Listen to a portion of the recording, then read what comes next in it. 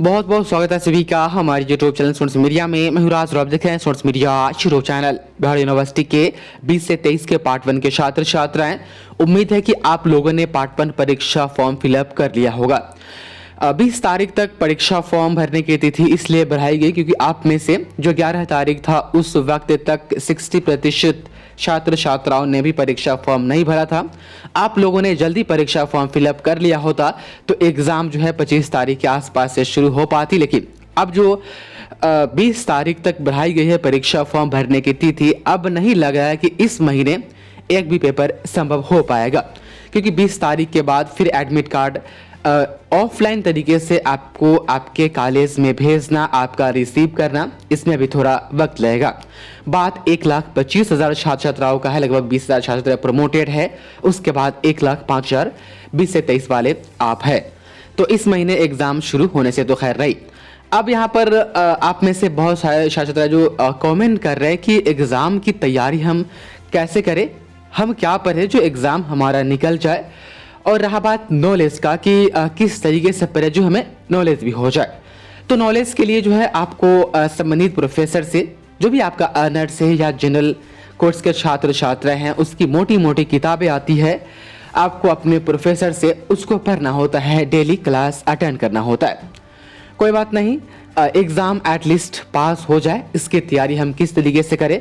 तो exam pass होने के लिए विश्वविद्यालय में जो परीक्षाएं होती है उसकी तैयारी के लिए आपके पास दो ही चीज़ होती है, एक गेस्ट पेपर जिसमें आपको क्वेश्चन आंसर मिल जाता है, दूसरा है आपका क्वेश्चन बैंक। यूनिवर्सिटी एग्जाम में प्रीवियस ईयर क्वेश्चन रिपीटेड होती है, तो क्वेश्चन बैंक आप पढ़ लेते हैं तो लगभग 50% के आसपास तक हम मान सकते हैं कि आपकी प्रिपरेशन हो जाती है।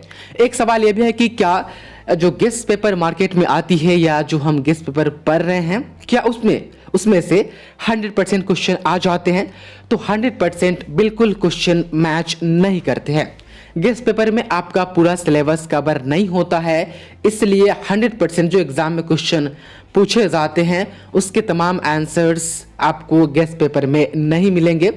2-4 क्वेश्चन ऐसे होंगे, 10 क्वेश्चन में से आपको अटेम्प्ट करना रहता है 5 ही क्वेश्चन, लेकिन 10 क्वेश्चन आपको दिया जाता है। एक चीज़ और, परीक्षा की जो तारीख है, रूटीन वगैरह निकाल जाएगी तो हम आपको बाकायदा बोर्ड पर समझाएंगे कि कितने क्वेश्चन किस सब्जेक्ट में पूछे जाते हैं और क्या कंडीशन होती है।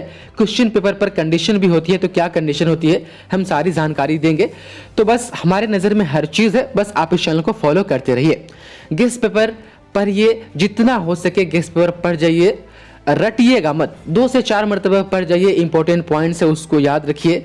क्वेश्चन बैंक से 2-3 साल का मेरा तो मेन फोकस है कि आप 2017 और 2019 का क्वेश्चन जो है क्वेश्चन बैंक से ले और उसका आंसर गेस्ट पेपर से ले, क्योंकि क्वेश्चन बैंक में आंसर नहीं होता है, गेस्ट पेपर से ले और जो है अपनी पढ़ाई जारी रखें।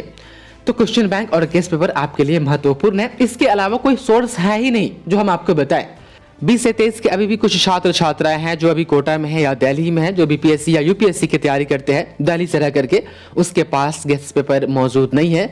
तो पीडीएफ फॉर्मेट में आप लोगों के लिए गेस्ट पेपर और क्वेश्चन बैंक बनाया गया है। यदि आपको वहां तक चाहिए पीडीएफ फॉर्मेट में तो आप हमें इस व्हाट्सएप नंबर मैसेज कर सकते हैं, हालांकि मेंटेनेंस चार्ज जो होगा आपको वह पे करना होगा।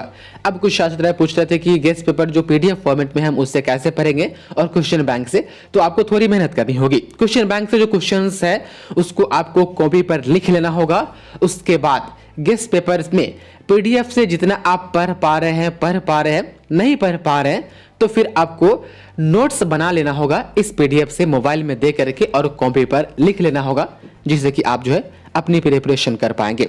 एक चीज़ और, कुछ इंपॉर्टेंट क्वेश्चन वगैरह जो है एग्जाम के समय में दी जाती है, तो एग्जाम का रूटीन वगैरह आ जाएगा, 10 दिन पहले दिया जाता है, वो चीज़ें अवेलेबल होती है, तो हम इंपॉर्टेंट क्वेश्चन भी आपको देंगे। साथ ही जिस क्वेश्चन का आंसर आपको नहीं पता, एग्जाम में आप बैठे, पता ही नहीं है कि उस क्वेश्चन का आंसर क्या होगा, जो पढ़ के गए थे उसमें से नहीं आया मान लेते हैं, तो उसको किस तरीके से अटेम्प्ट करना है उसकी भी जानकारी शेयर की जाएगी, तो आप लोगों को घबराना नहीं है।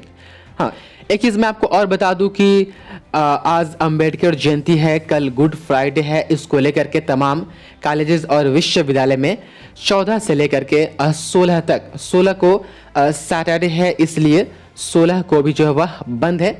तो आप लोग जो है 18 और 19 तारीख को जा करके जो छात्र छात्राएं परीक्षा फॉर्म भरने से वंचित रह गए हैं वह 18 और 19 तारीख को जा करके परीक्षा फॉर्म फिलअप कर लेंगे।